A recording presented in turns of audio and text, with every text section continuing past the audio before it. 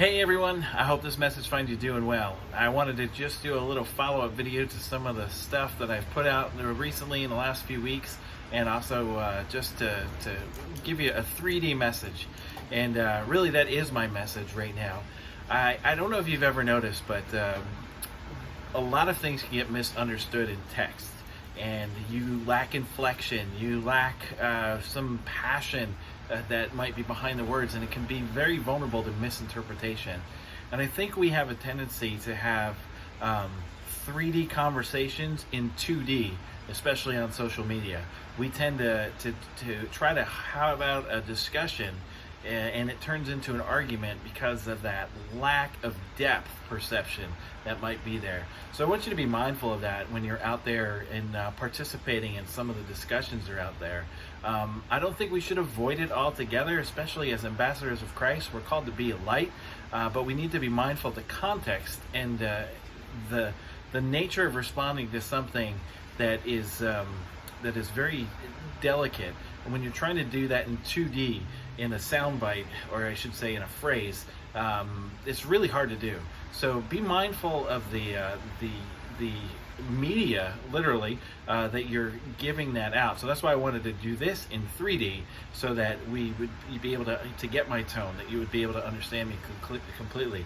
Because I think there are a lot of people that have great hearts, a lot of concerns, but they're getting misunderstood. And that's what leads to a lot of hurt, is misunderstood or missed expectation. And I was speaking with the folks here today, and I'm trying to kind of leave people with food for thought, not just food for their bodies, but food for their souls, for their minds. And today we talked about education. And in my opinion, education is so vital. I believe the leading cause of death in the world is a poor education. I think that everything could be tied to that. If people were better educated overall, then people would make better decisions, both about their own self-care and about how they treat others. And I believe that's directly connected to teaching about Christ. I believe they go hand in hand. I believe people need to be explained God, because if you look closely, it's really not intuitive. It might seem like it to you because you may have been raised in it, but honestly, what God asks us to do is not intuitive. It makes a lot of sense once you're on the side of faith, let me rephrase that. It makes a lot of sense when you have accepted Christ and you fully believe He is who He is. But on the outside looking in, you still have faith, because it's impossible not to. It's only possible to be unclear about it. So everybody has a belief system. Keep that in mind. And if we really want people to honor God and honor Christ, we have to honor where they're at and where they're coming from. And that needs a little space. But it needs to be explained. It needs to be educated. And there's a difference between being trained and educated. So a person that might be trained is, when they see A, they know to do B. But when they're educated, they see A and they know why to do B. And that's a big difference. And people will give their lives for a why. They'll do a lot for a what, but they will give their lives for a why. So don't be afraid to go deeper. And if you're struggling with questions, don't be afraid to ask why. If God is who He says He is, then asking why should never be something to be ashamed of or embarrassed by. I know that you may have been raised where your parents just got fatigued from asking why all the time, the why game as a kid, and they may have said because I said so. And my parents, I was their sixth, so I'm pretty sure they were pretty tired of it by then. But there's a tendency to hesitate to ask why when we've been told because I said so many times. But I want to encourage you to ask why. Jesus said to come to Him like the nature of children, not to be childish, but to be childlike. And children ask why. So don't be afraid to ask why. And I don't think you should be embarrassed if you don't have an answer. In fact, I'm more uncomfortable with people that say they have all the answers than with people that have more questions. So ask questions, ask why, really reach out and ask why you're going through what you're going through. Help others be encouraged to ask why. And if you don't get the answer right away, that doesn't mean there isn't a good reason. It's just because you don't understand why God might be doing what He's doing doesn't mean He doesn't have good reason. It does say clearly that His ways are above our ways, and His thoughts are above our thoughts. So that kind of says He's beyond our understanding. So I think that it's important that we trust Him. My wife's favorite verse is trust in the Lord and do not lean on your own understanding, from Proverbs 3. So I think it's really, really important that we trust in him and don't always try to feel like we have to understand everything, but we can still seek it. And there's nothing wrong with asking why. So just because you might not get the answer doesn't mean you shouldn't keep pursuing it and encourage others to do it. And when it comes to our relationships, this is why I was telling people why education is so important, because really the most important thing, or the most valuable thing you will ever own, are your relationships. And if you're not looking at that and understanding why people behave the way they do, if you're not asking why, then your relationships are going to be limited. And if you want to have great, deep, healthy, loving relationships, see why they're so important. Look at the greatest commandment that Jesus gave us: love God and love your neighbor, right? But that love can only be expressed through relationship. So the greatest commandment is to love in all situations, no matter who it is. That's where we get love the one in front of you. But it also can only be expressed in relationship. So look at that, why that's so important to have relationships, because that is the only way to actually express the greatest commandment, is through relationship. And the heart of homelessness, the heart of it, is broken relationships. The only reason why people have prolonged homelessness is because of broken relationships.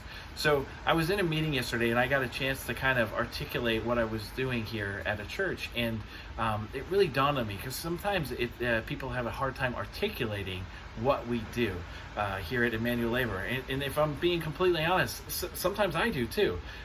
People know who I help, but they don't always know how I help, or how we help, or why.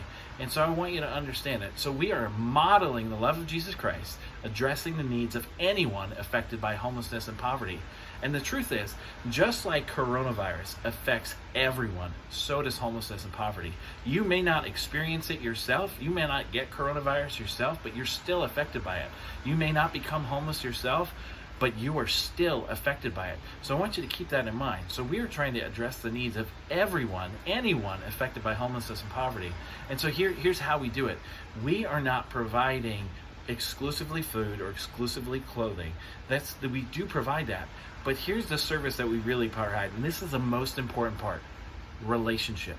We provide relationship. In discussing this with our friends this morning, and we were talking about why and education, it came up, and it was all agreed upon that the reason why people keep coming to our outreach is for the community, for the relationship. That is the most important piece. They can get food just about anywhere else, but the relationship is unique here. The relationships that they have, they are exclusive and unique here. Now, I wish that wasn't true. I wish it was actually everywhere that they had great relationships. But we understand that this is the nature of what a person's experiencing. So we're modeling relationships. We're modeling the love of Christ, the relationship of Christ here in community. So that's what we do. We provide relationship. We model that out so that people can learn how to have a healthy relationship, what to look for, how to create boundaries. One of the great deceptions that just because something's pleasant, we think that it's good, and that's not true. And just because something is unpleasant doesn't mean it's not good. See, love is not an emotion. Love is a commitment, and it's expressed through relationship. And in a truly loving relationship, you're going to have good times, you're going to have tough times. If you're married, you know what I'm talking about. And it doesn't mean that you don't love your spouse incredibly. I love my wife dearly, but we have times where we're not always in alignment with each other. And because of our commitment, we work through it. We try to overcome those challenges because we want to honor that commitment. We want to honor each other because we love each other. And so I want you to truly understand that what we do here is provide relationship in a loving way, modeling the love of Christ, and we use food, we use clothing, we use hygiene, we use other things there to draw people into that. If you want to go fishing, you got to have good bait, right? So we want to help address some of the immediate material earthly needs, but we want to also help address that maybe unarticulated, misunderstood, deeper need of relationship.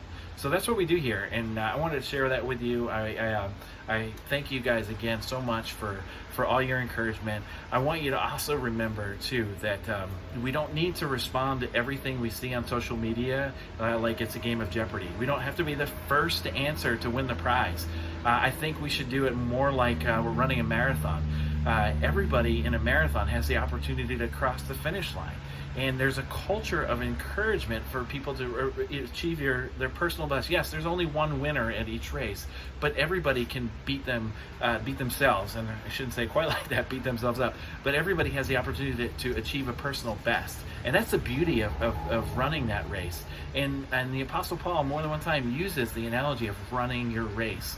So I want you to run your race with perseverance. I want you to be encouraged, but I want you to encourage those that are running with you. Love them. You don't have to defeat them. You just got to cross the finish line. That's all. And we can invite people to come. There's plenty of space across the finish line, and we can invite as many people as we can to do that. But the only way we're going to invite them, guess what? It's in relationship. So here it comes. No matter where you are, no matter when you are, love the one in front of you. God bless you. Thank you so much for your time.